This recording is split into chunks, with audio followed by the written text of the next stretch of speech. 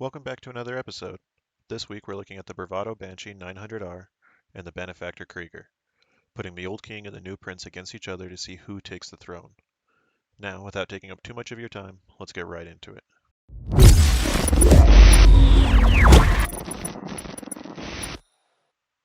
Both of these cars are considered some of the best supercars in the game. With some serious power under the hood and very serious price tag to match, are these two beasts worth the burden on your wallet? Let's find out. As always, we'll be looking at the main three talking points: performance, price, and customization. The Banshee 900R was regarded as the fastest supercar in its class during its heyday, and still stands as a strong contender on both the racetrack and the streets of Los Santos.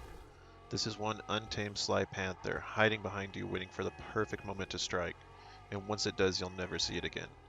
Coming in with an 80.48 on speed, 86.8 on acceleration, 33.33 on braking, and 75.76 on handling and an overall 69.11, it doesn't rank very high on the leaderboards as far as ratings are concerned. But this thing doesn't care about ratings. All it cares about is going fast. With that being said, let's talk about price. Starting at $565,000 pre-upgrades, it's definitely at the lower end of the price pool. And though it's essentially an upgraded sports car with some bells and whistles, it's easy to see why the price point outweighs the speed difference compared to other cars in its class that sell for 3 to 4 times more. Now onto the Krieger. The Krieger has taken its rightful place as king on the track in the recent months since its release. Its speed and handling make it an absolute terror to race against, especially on tracks that require great handling at high speed such as scenic route or business trip. It is a car that once you get behind the wheel, even just to go down to the local convenience store to pick up some pisswasser, you just feel like a driving god. When added to the scene, it came with 86.81 on speed, 93.5 on acceleration, 37.33 braking, and 100% handling. Its 79.41 overall rating, making it one of the highest rated supercars in Los Santos. Even off paper, this car leaves its critics in the dust. But can the newcomer take on the one-time king? Well, to do so, he'll need a pretty big wallet. With a price tag of $1.7 million, it isn't for the weekend racer. This is a car for those with the digital thrill of being king of the road. It does have one major flaw: very little customization options. No fenders, no bumpers, and a limited amount of other cosmetic upgrades. But when you're going this fast, who cares? But with all the boring stuff out of the way, how do the two stack up against each other? Let's take it to our super secret test track located at the Los Santos airport to find out. For this episode, I'm going to show you the performance differences between the cars stock and fully modded, with a side-by-side view to show the real power between these two vehicles. Now let's get started with the Krieger. Coming off the line, you can see that both of these cars have some very impressive speed behind them.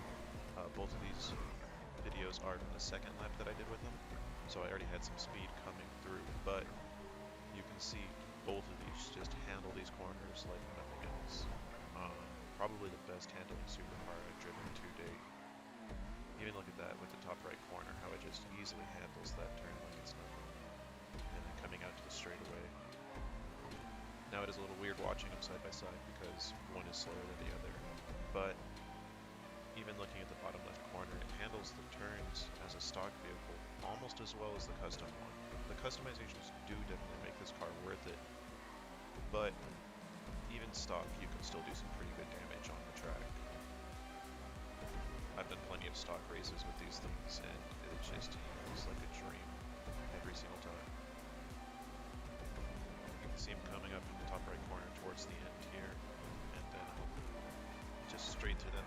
With the stock counterpart not that far behind, you can really see that even stock, this thing just pushes out an insane amount of power. You can really see what that $1.75 million price tag gets you. Even stock, it's 10 seconds faster than our control, and with full upgrades it's a full 6 seconds faster than the stock counterpart.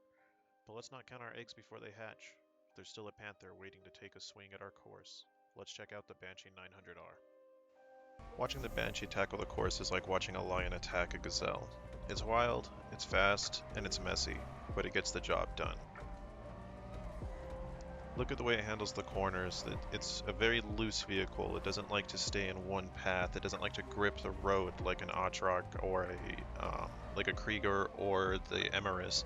It's super wild and super loose in the corners, so it gives you this terrifying notion that in every corner you may just lose it and lose the race. But in my opinion, that kind of forces you to drive a little bit more carefully and a little bit more calculated instead of just full power, full gas the whole time. You get to kind of learn your vehicle and learn what it likes and what it doesn't like versus just full power throughout the course the entire time. Coming through the straightaways, you can see that the top right corner definitely has the speed to match the higher rated sports cars, and I feel like the only thing that it really loses it in is the handling. The stock vehicle probably isn't the best choice to pick if you're in like a stock only race. You're better off going with the Tesseract or the Emirates or even the ADRR. Sorry, that's always been hard for me to say.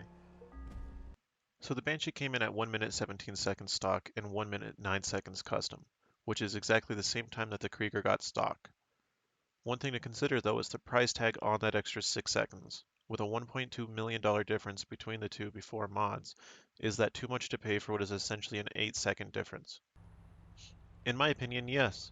This is one of those times where you get what you pay for. Yes, the Krieger is faster, and yes, the Banshee is cheaper and has more upgrades as far as cosmetics are concerned.